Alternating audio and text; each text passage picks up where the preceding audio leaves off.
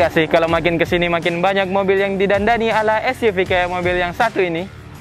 Salah satunya adalah mobil ini, Suzuki XL7 yang merupakan R3 yang didandani ala SUV. Simak review lengkap kita mengenai Suzuki XL7 2020.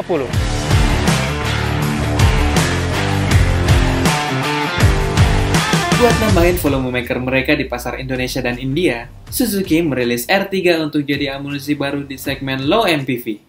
Meluncur di pertengahan tahun 2012 setelah 2 tahun sebelumnya versi konsepnya menuai banyak pujian, R3 sukses sejak awal kemunculannya. 6 tahun berselang, regenerasi dilakukan untuk mengantisipasi penjual yang terus digerus para penantang baru saat itu. Melihat tren pasar yang sedang gandrung dengan tampilan ala SUV, Suzuki pun merilis model baru dengan basis R3. Awalnya konsep tersebut dikembangkan oleh Maruti Suzuki dan dinamai XL6. Angka 6 pada nama tersebut merujuk pada jumlah kursinya yang cuma ada 6 dikarenakan kursi tengahnya model Captain Seat. Pas nyampe ke Indonesia, namanya berubah menjadi XL7 karena di sini nggak mengadopsi Captain Seat seperti kayak di India sana. Tapi meskipun begitu, nama XL7 ini nggak ada kaitannya sama sekali dengan Escudo XL7 yang mesinnya V6 itu. Mobil ini 100% berbeda karena mengambil basis dari R3 generasi kedua. Tapi seperti apa sih mobil ini? Yuk kita lihat dikit previewnya.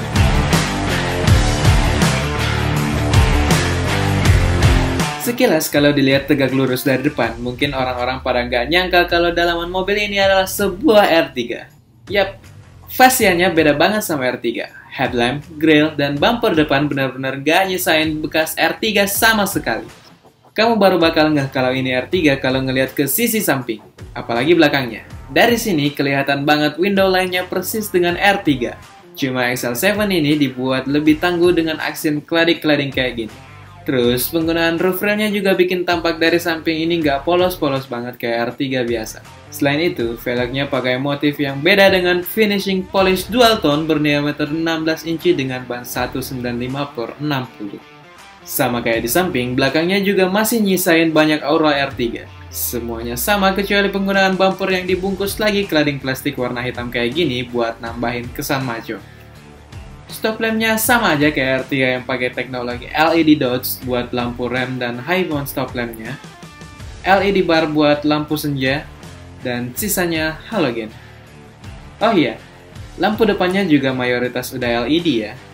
Cuman nyesain sen sama fog lamp aja yang halogen. Balik lagi di sini ada spoiler yang gede banget khusus buat varian Alpha. Terus di tengah sini dikasih warna hitam gloss. Jadinya bakal kontras kalau kamu ngambil warna yang terang kayak gini. Ngomong-ngomong soal warna, XL7 ini punya pilihan warna metallic magma grey, pearl snow white, dan prime cool black yang tersedia buat semua tipe. Sedangkan warna pearl burgundy red cuma ada buat tipe Zeta dan Beta, serta warna brave kaki dan rising orange yang atapnya warna hitam cuma ada di tipe Alpha. Mumpung lagi ngebahas tipe, mobil yang punya tagline Extraordinary SUV ini punya 3 varian. Zeta sebagai entry level, Beta sebagai tipe menengah, dan Alpha sebagai flagship. Semuanya ada opsi transmisi manual 5-speed dan Matic torque converter 4-speed. Nah, transmisi tadi bakal menyalurkan tenaga mesin berkapasitas 1500 cc yang lazim ditemui di Suzuki zaman sekarang menuju 2 roda depan. Gimana rasa mesin bertenaga 104 PS itu? Nanti kita kasih tahu ya, sekarang kita pindah ke dalam dulu. Kalau kamu udah pernah numpang R3 baru, ya kamu nggak bakalan nomes atau bereaksi berlebihan karena udah familiar duluan sama layoutnya. Tapi beda dengan R3, XL7 pakai warna gelap di seluruh interiornya. Termasuk joknya yang pakai kulit sintetis di pinggirnya walau masih fabric di tengah. Ya not bad lah effortnya. Desain dashboardnya meskipun nggak begitu impresif, tapi nggak bakal bikin orang benci banget juga. Andai aja head unitnya lebih gede dikit biar frame-nya nggak ketebalan gini, pasti oke deh. Turun dikit ada kontrol AC digital yang arah semburnya udah lengkap dan bisa auto juga. Keren sih yang ini. Terus geser dikit, setirnya unik nih. Flat bottom. Terus juga instrumen clusternya jadi salah satu yang paling unik di kelasnya. Karena dalam posisi mati, jarumnya bakal ngadep ke bawah semua. Jangan lupa, ada satu fitur penting yang nggak dimiliki oleh rival sekelasnya, bahkan yang kelas di atasnya sekalipun.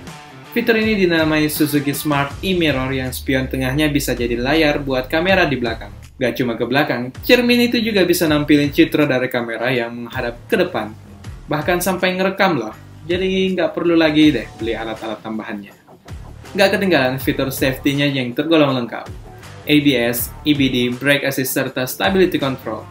Sayangnya airbag-nya cuma 2 nih.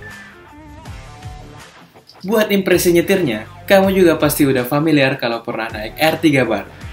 Tapi walaupun ground clearance-nya naik 20 mm karena diameter velgnya nambah, kestabilannya juga nggak terlalu dikorbankan. Memang sih, LMPV gini ngarep apa kalau diadu kestabilannya. Tapi buat pengendaraan sehari-hari udah bagus banget sih ini. Gak tajam tapi body rollnya juga nggak separah rivalnya yang pakai sasis ladder frame. Rebound dari suspensinya sebenarnya tergolong keras sih. Guncangan di dalam kabin lumayan berasa kalau lewat jalan yang nggak rata. Meskipun begitu, kerasnya nggak sampai bikin kamu mabok atau muntah. Masih masuk kategori nyaman lah hitungannya. Kenyamanan suspensi itu juga didukung kekedapan kabin yang lumayan baik di kelasnya. Asik banget buat jalan-jalan yang penumpangnya butuh ketenangan dalam hal road noise. Kenyamanannya udah, kekedapan udah, sekarang giliran mesin yang kita kupas tuntas. Tenaga segitu sebenarnya nggak istimewa. Tarikan bawahnya cukup, tapi begitu udah narik di RPM atas, berasa deh lemotnya. Habis dari performa, pasti kita ngomongin soal konsumsi BBM. R3 yang disulap jadi SUV ini nggak spesial sih. Buat traffic dalam kota yang kena macet dan stop and go di lampu merah, XL7 bisa dapat 11,6 km per liter. Not bad lah ya. Asiknya lagi, penyaluran tenaganya halus banget buat mobil sekelas ini.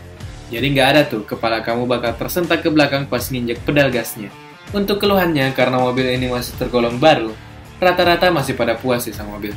Nggak ada problem yang sampai bikin XL7 ini jadi kelihatan cacat. Paling cuma bunyi-bunyi di sektor kaki-kaki. Itu pun nggak bisa dia samaratain kan. Soalnya gaya nyetir dan kontur jalan yang dihadapi pun beda-beda. Itu juga nggak seberapa owner yang ngeluh kayak gitu. Suzuki sebagai pabrikan yang melansir LMPV crossover ini mengklaim kalau biaya perawatan mobil mereka tergolong murah. Mereka memberikan free jasa servis serta spare parts selama 2,5 tahun atau 50.000 km. Mana yang tercapai lebih dulu? Selanjutnya hingga usia 5 tahun atau 100.000 km mana yang tercapai lebih dulu? Owner cuma ngeluarin biaya sebesar 6,9 juta rupiah. Asik juga ya biaya maintenance-nya. Gak perlu repot-repot mikirin itu, semuanya udah ditanggung sama dealer. Tapi memang sih, layanan after sales kayak gitu lazim ditemui buat pabrikan yang berkiprah di Indonesia. Part fast moving lain di mobil ini juga nggak begitu mahal kok. Kayak brake pads atau kampas remnya yang ada di harga 600 ribuan rupiah. Terus ada juga filter udara yang harganya nggak nyampe 200 ribu. Dan filter oli yang cuma 100 ribuan. Semuanya harga part asli ya, bukan barang KW. Lanjut buat pajaknya, pemilik XL7 ini punya kewajiban buat bayar pajak sekitar 2,6 juta rupiah per tahunnya. Ya wajar lah buat mobil di kelas ini yang pajaknya sepantaran juga. Untuk biaya bahan bakar, dengan asumsi kalau kamu jalan per hari 25 hingga 30 km atau rata-rata per tahunnya 10.000 km, kamu harus nyiapin 7,9 juta rupiah per tahunnya. Terakhir, kalau kamu minat sama mobil ini, tipe Zeta manual yang jadi tipe paling bawah dijual dengan harga 224 juta rupiah. Sedangkan tipe Alpha Matic yang merupakan tipe tertingginya dibanderol 250 juta rupiah. Sedangkan tipe Alpha Matic yang merupakan tipe tertingginya dibanderol dengan harga 259 juta rupiah. Gimana, menarik kan? Nah, segitu dulu review kita buat Suzuki XL7. Sampai jumpa di review berikutnya.